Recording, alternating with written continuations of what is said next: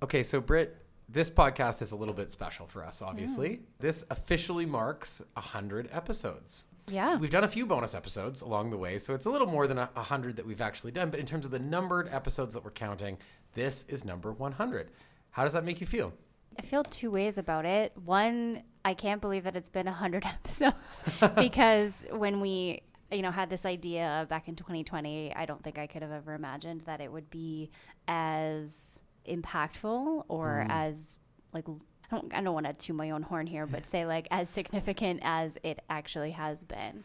Well, and I'll say a thing on this podcast that I don't know we've ever said before, but this podcast was your idea, Brent. Yeah. And so Alberta Better is... For better or worse.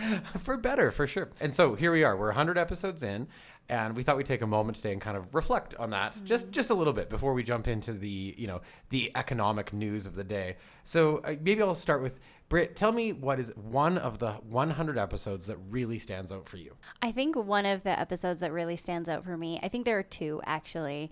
The easy one is the one with Peter Zeihan. Yeah. I mean, that guy is so well known, and the fact that he said yes to us was really cool. And just that particular episode had such a reach that it brought in a lot of people into the conversation. And, I think we've been able to inspire and educate people around what's going on here in Alberta through that episode, because we've seen a lot of people kind of stay and stick around after the Zeihan episode. Yeah, and then, tens of thousands of new people heard that episode that hadn't heard us before. Which is so crazy to me, and not in any of my dreams could I have imagined that would be one of the outcomes of this show. But the other one is a bit of a pet topic for me. It's the Edelman Trust Barometer. The Trust Barometer. I am so obsessed with this research, and I think it lands very squarely into some of the contextual work that we're doing here at BCA and trying to close that gap in trust between people and business. And I love this research, and I love the narrative around, where people place their trust and just the societal evolution. So I think that one really stood out for me. Great. So some of those stand out for me as well. One of the things that I thought about when I was thinking what podcasts really stand out for me was actually the agriculture ones are some of my favorites. So with people like Scott Bolton from UFA or Key Jim, who's a feedlot and cattle specialist. I think we've done several on ag, but I've always really enjoyed those. And there's a couple of reasons. One is people listen to them like crazy. Yeah. I think, the beef one was unexpectedly listened to. Yeah. Yeah, absolutely. And also, I just have this general sense that we frankly kind of take agriculture for granted in Alberta a little bit. We just, it's always been there. We think it's always kind of going to be there. And so it's neat to dive into that business a little bit. Yeah, totally. Okay. And so we won't take too long, but tell me what you're most proud of with this podcast and what you'd most like to do next with it. I think the thing that I'm most proud of is just the impact that it seems to be having. We get comments all the time from politicians, ministers even, that they listen to it. And every time I hear that feedback, I just shake my head. I'm like, well, why? Why are you listening to this little show? And it's just, I'm always surprised and humbled and just taken aback and really grateful that it has accomplished more than I ever thought that it could in the last 4 years. And so the next 100 episodes, I wish to continue that. And I wish that the Alberta story reaches across, the country. And then people start to understand a little bit more about who we are as people, who we are as business leaders, and, get really excited about our future, because our future is Canada's future. Totally. Yeah, I'm proud that, we ran the numbers recently, and this has grown to be, Western Canada's biggest business podcast at this stage, which is great. One of the things that I'm looking for in the future, I think, same as you, I'd like to expand the reach across all of Canada a little bit more. And I want to tell a few international stories. One of the ones that we've always wanted to do is, a leader from Norway, for instance, to, there's some parallels that people draw between Alberta and Norway. That's one of the ones I've always wanted to do. Well, that's probably a good place for us to begin the conversation of what's actually happening in Alberta and Canada right now. Let's bring in our economists, Mike and Alicia. Hey there, you're listening to the Brief and Alberta Better podcast series. I'm Brittany Brander, and in this series, my co-host Scott Crockett and I explore Alberta's big challenges, celebrate stories of growth, innovation, and prosperity, and discover bold ideas to make life better for Albertans. And we're back with BCA's economics team, Mike Holden and Alicia Planinchich, to break down the state of the Alberta snapshot, all-point summary of Alberta's economy. And if you found this episode interesting or insightful, please let us know by heading over to Apple Podcasts or Spotify to give us a quick review and a rating. Now, on to the show. Okay, so we've got two of our favorite economists on, and that's high praise, our colleagues Alicia and Mike. So as we head into the third quarter of 2023, we've just produced our latest economic snapshot on Alberta and Canada. Tell us, what's going on? What's happening in the economy? Okay, I want to keep it brief here because I want to get into all the fun details a little bit later. So I'm going to start with a bit of a hill analogy. I would say pre-COVID, we were really at the bottom of a hill. We were really still struggling from the oil price collapse, not totally recovered. COVID comes and adds ice to that hill. Remarkably, we've made it up the hill, right? A surprise to everyone, Alberta is back. I would say now, though, we're really to the point of coasting. Things aren't speeding up. They're not heating up. We're just kind of coasting along. And as we'll talk a little bit later, I think there might be some potholes ahead, which we'll talk about here in a minute. That was a beautiful analogy. I love it. Oh, thank you. I loved every minute of that. I was going to talk about an indicator, but I'm not. I'm just going to leave it at that. Okay. All right. I'm going to see if I can do my best with this here. Instead of that analogy, I'm going to go with a home renovation analogy. Oh. And That'll be analogy. basically, I think that what's going on with the economy right now is that because of surging population growth, it's wallpapering over some serious structural concerns within the economy. And so what we see on the surface is that things look pretty good, all things considered, considering interest rate increases, considering struggles that consumers are having. But at the same time, it's because the population, which we'll talk about in a minute, I'm sure, is growing so quickly that it's papering over those problems. Okay, and just to put slightly finer point on that, is that Canada problem or an Alberta problem? It's both, for sure. There's certain unique aspects of it that are a bit more pronounced in Alberta because we're seeing larger and more significant population gains here than we are in the rest of the country. Yeah, huge population gains. I mean, we'll talk about this in a minute, but effectively the largest population gains, in my opinion, we've basically ever seen. I think we've had, one quarter in the 80s and one quarter in the 70s that's comparable, but we're stacking those on top of each other. So why don't we start with people, right? Talk about the labor market. In our summer snapshot, you mentioned some pretty big news about the labor market. We always love to start talking about people. Tell us, what's the big news in the labor market now? The big news now is that Alberta has closed the gap with the national average. We've seen, over the last several years, Alberta's labor market has lagged nationally, and beginning in 2015, and there's extended weakness through to COVID, and then Alberta got hit really hard by COVID, as everybody knows, because of the negative oil prices and other underlying effects, and Alberta entering it in a position of weakness. And we're starting to see that come back. We recovered strongly from COVID, and that recovery has continued on. And nationally, there was a strong recovery as well, but it has slowed down, and Alberta has not slowed to the same degree at all. And so what we're seeing now, if you look at the first half of 2023 compared to the first half of last year, our labor force is increased by more, employment is significantly higher, and probably the most important one of all of those is that full-time employment growth, which is really what you want to see, is significantly higher than the national average. It's 4.2% versus 2.7%, which is a pretty big gap. So as a result of all of that, we've seen the gap in the unemployment rate close between Alberta and the rest of the country. We were significantly higher. Now it's 5.7 versus 5.4, which is about the same. Ours is coming down nationally. It's holding steady. And we're seeing the job vacancy rate is closed. The national rate used to be significantly higher, and now they're both at about 4.4%. So our job market is continuing on, strongly, while the national job market is sort of staying steady, and as a result, we've closed that gap. What do you think is driving the recent employment growth in Alberta? Yeah, so one thing that's really interesting, if you look just over the last quarter to see what industries are driving the employment growth, it's actually not the industries that you think of maybe when you think about Alberta. So it's not, oil and gas or agriculture or manufacturing. Oh. It's actually industries more closely related to the domestic market. So in other words, it's things like retail, it's things like construction, hospitality. And my suspicion for what's driving this is population growth, right? These are things that as we have more and more folks living in Alberta, we have more activity, in at retail, stores, in construction. Exactly, at coffee shops, etc. And so I think that's a big driver of our recent growth.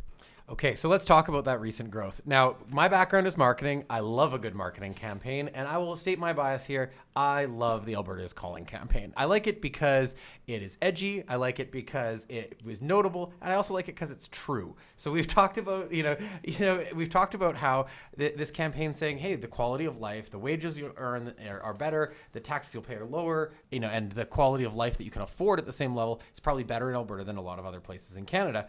But you say that there's, we've said in the past that is driving new people here. What else is driving new people here? Yeah, so there is another factor that we actually didn't know about until we kind of dug into the data and the causes. So I think the assumption is that these are a lot of new folks coming from other provinces or new permanent residents from other countries.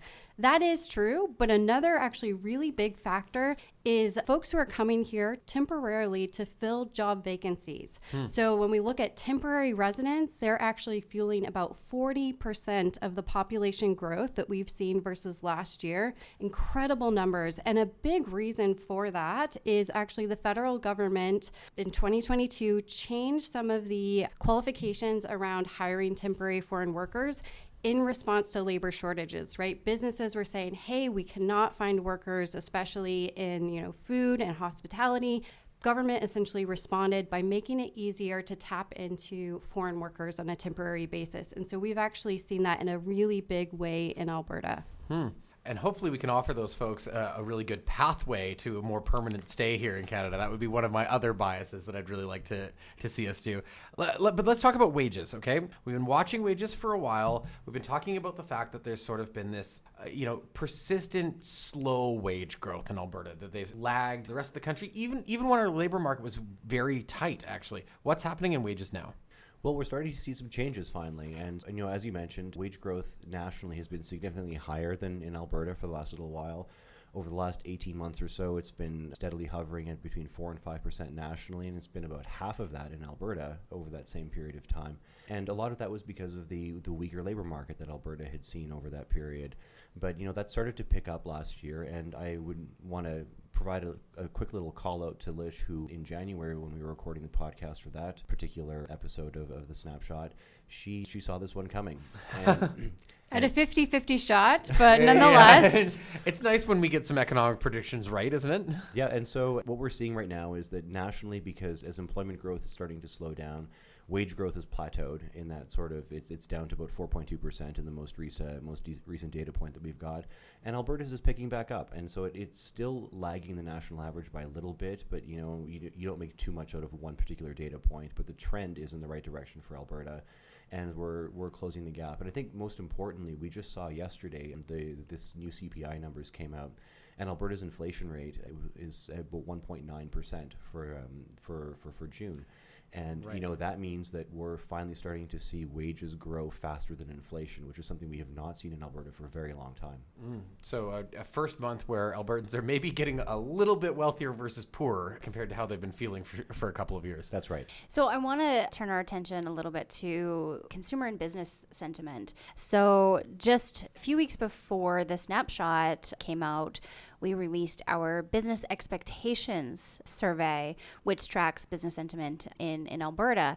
So can you just remind our listeners what that particular survey looks to measure and accomplish, and then how are businesses feeling about the year ahead? Sure. So the survey is something that we developed, modeled off of one done by the Bank of Canada. And what we do is we ask our member companies a number of questions, fairly simple questions related to their recent economic performance and their expectations for what's going to come in the future. And we do this because, as our members are Alberta's largest companies, they play an outsized role in determining where the economy actually goes. So where their sentiment lies is often where the economy ends up heading. And so that's why we started doing this survey. And what we found in the survey we did in late June is that the businesses here are still very optimistic. And we've created an overall composite indicator sort of aggregating their expectations, and that is solidly positive. And the Bank of Canada nationally, meanwhile, has seen that same indicator turn negative.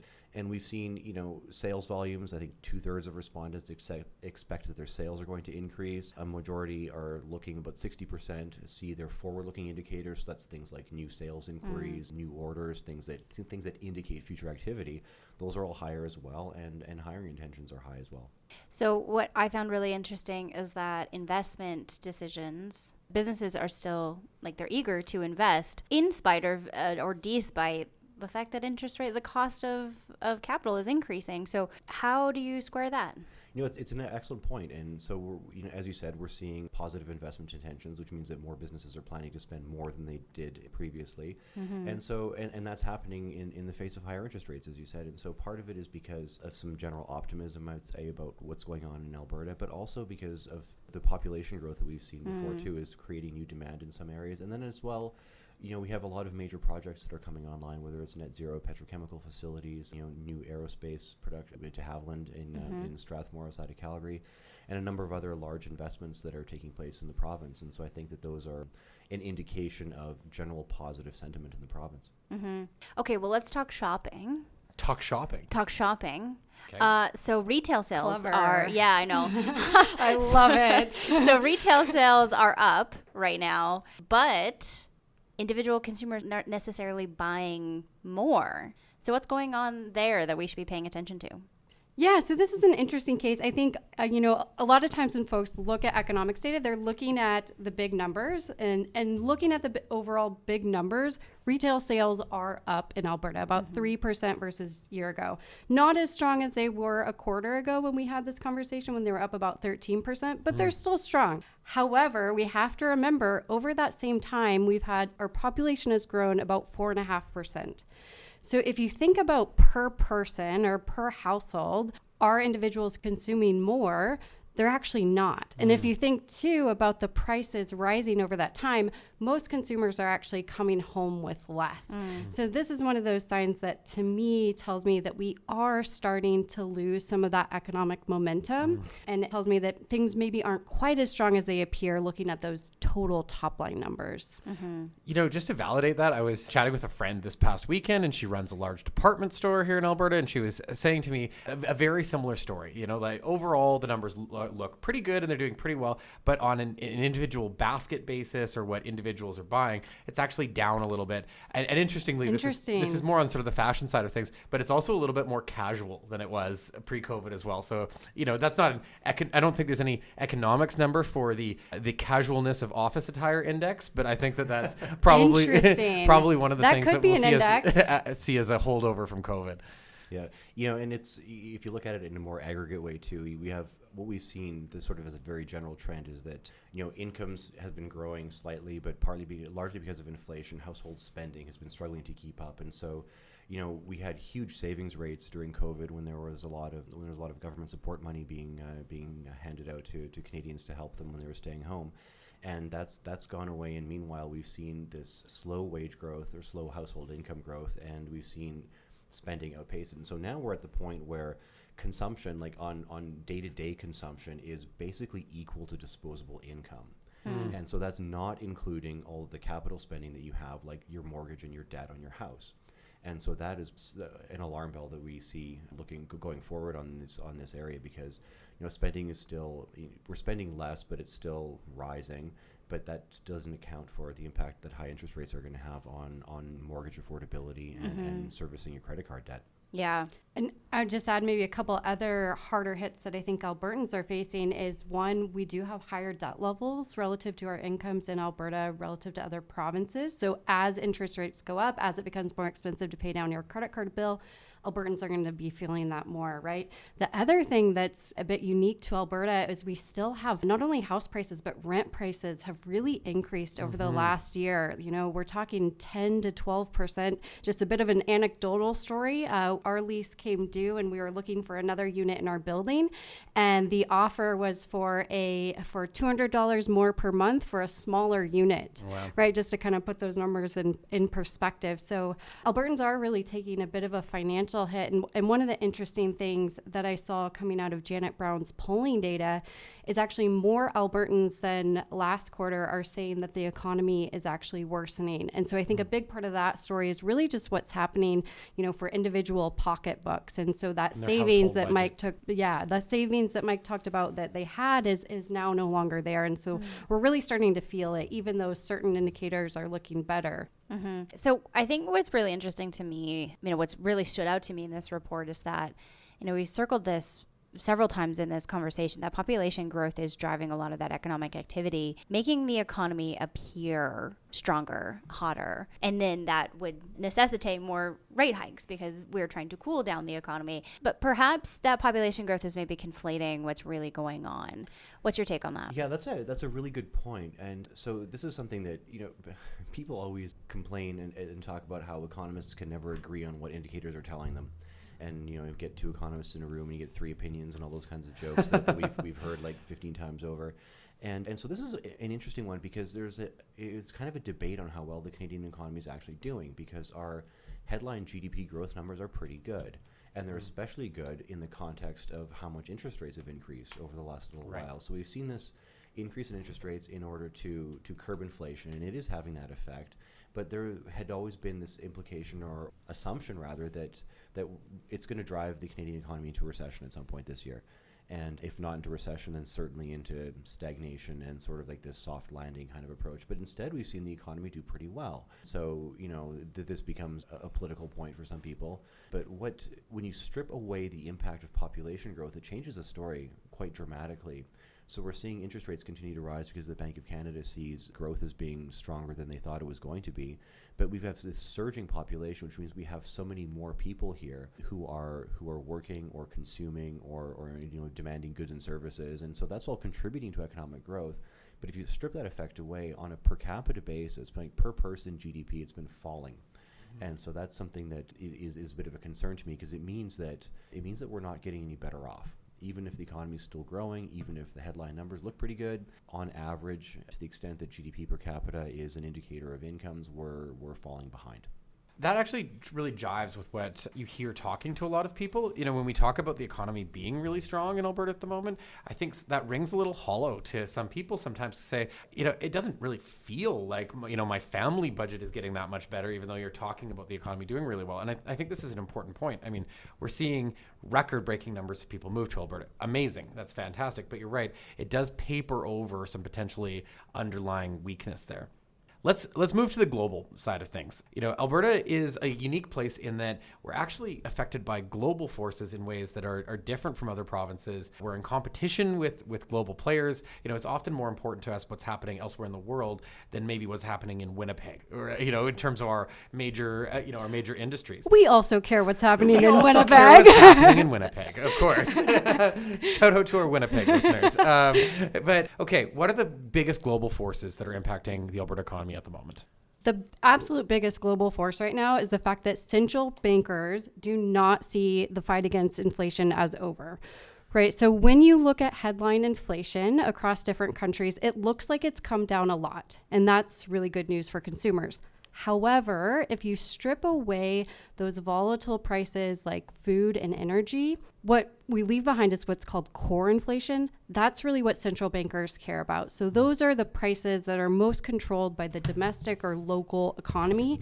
Those are still rising, and central bankers are not very happy with that. And so that's why we keep hearing, even though some of these indicators look like the economy is slowing down, we keep hearing central bankers say that basically expect future rate hikes. This fight is not over, right? So I just kind of took some quotes from recently from, for instance, Jerome Powell, chairman of the Federal Reserve, says, getting inflation back down to 2% still has a long way to go. Christine Lagarde, president of the European Central Bank, says, we cannot waver, we cannot declare victory. Tiff Macklem, recently our own Bank of Canada governor, says we need to stay the course to restore price stability for Canadians, right? So they don't see the fight against inflation as over. They're likely to continue to increase rates. What happens by design is it gets more expensive for all of us as consumers, and we cut back on consumer spending. What does that do? That slows down the global economy. So that's really the biggest thing to watch is there going to be an overcorrection because of inflation?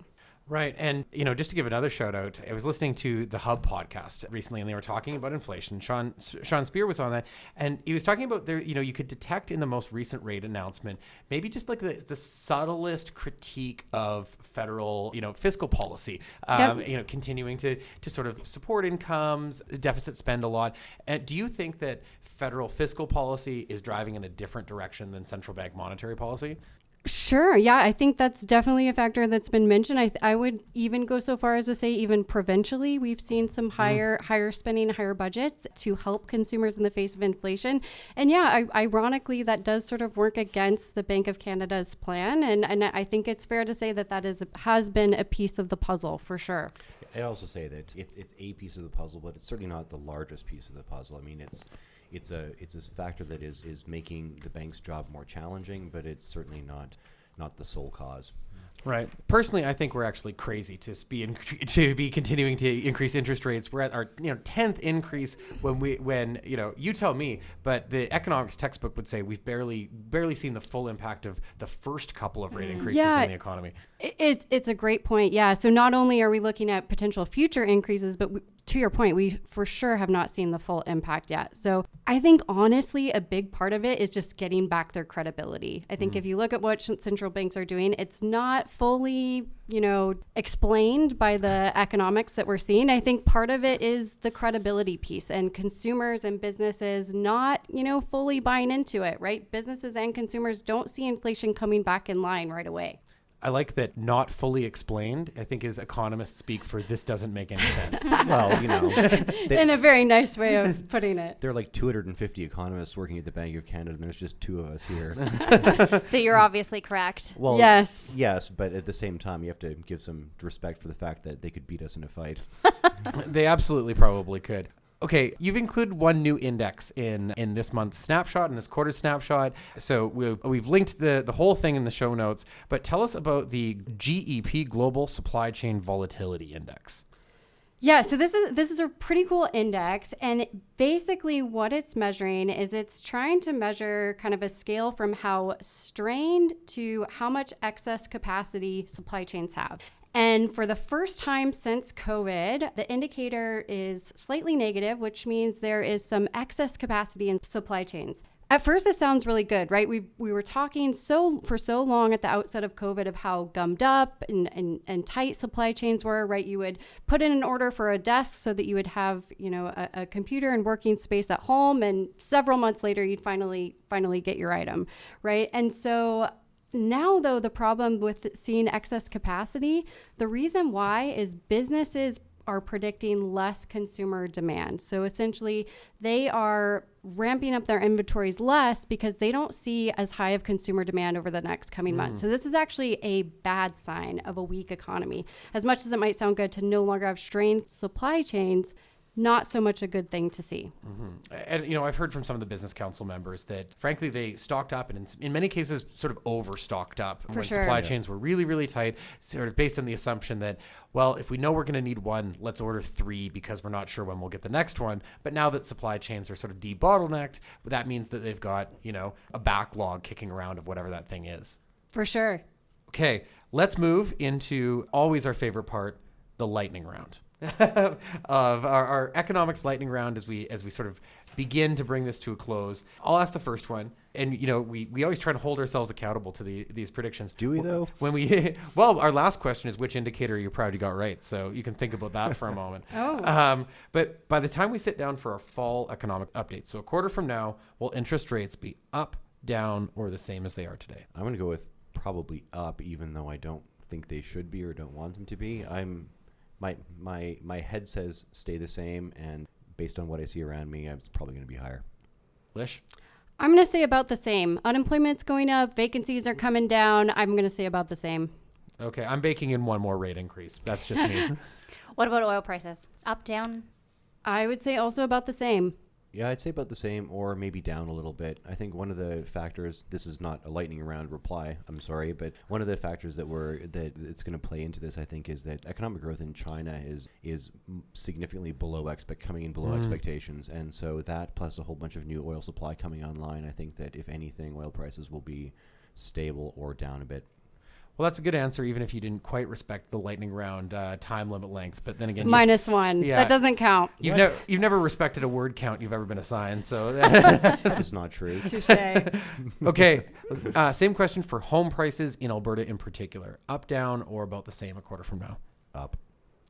Up in Calgary. Now in Edmonton, I think we'll see a different story, but up in Calgary. If you can only watch one indicator for the next 3 months, what would that be? Mine, for me, it's something related to either housing starts or building permits or anything on that sort of forward-looking construction index. I think that one of the biggest challenges that we have in Alberta that I don't think we're paying enough attention to right now is that we keep talking about this massive surge in population coming into Alberta like it's a great thing, and it is a good thing. The problem is that we're not even close to building a number of houses needed to actually give these people a home. And so, in fact, population has surged and building permits, the value of building permits in the province has been trending down for the last several years. And you can't have population growth through the roof and building falling. I mean, that's going to be a disaster for housing prices if it doesn't get fixed. And so that's the one that worries me the most, or that I'm going to be watching most closely, is are we going to actually build places and for people to live in? Alicia?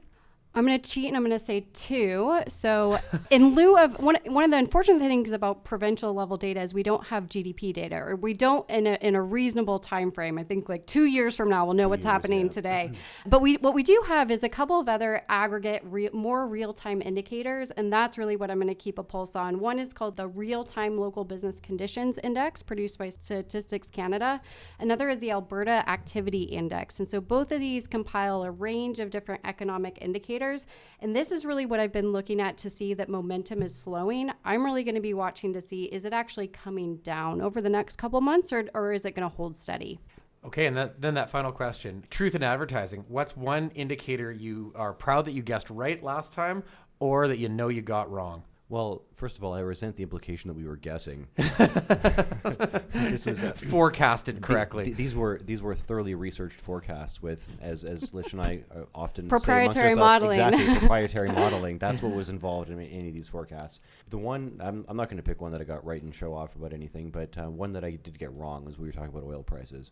I was looking over at when we recorded our last podcast, and it was like at a spike of like $82, and I think I said they were going to go up, and Lish said they were going to go down, and I think like the day after they just started tanking, and they've come back up a little bit to make me look less bad, but that's the one for me. Still down a little bit.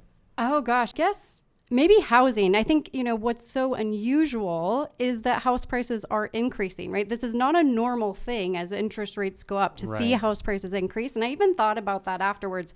That's kind of a strong prediction to make in the face of rising interest rates. And yet, nonetheless, in Calgary, to Mike's earlier points in particular, yep, that's exactly what's happening. Home prices are going up. Yeah, and I think we will see that again when we sit down a quarter from now. Rents are going up like crazy. I mean, you talked earlier in this conversation, I think maybe the headline numbers are up 12 or more %, but we're hearing individual cases all the time of rents going up 40 or more %. Yeah, and I think one of the big challenges on this point is that it's not simply just a case of, well, we just issue some permits and start building some new places.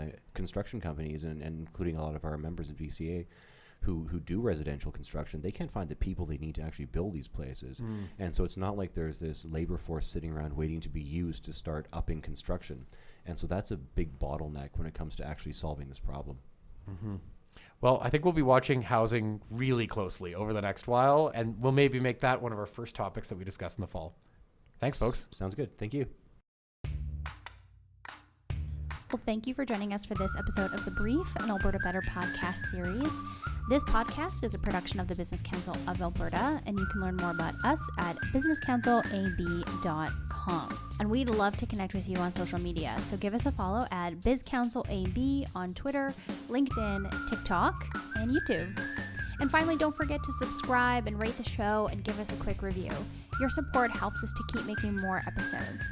Alberta Better is available on Apple Podcasts, Spotify, or wherever else you get your podcasts. New episodes drop every other Tuesday. Thanks for listening, and we'll see you next time.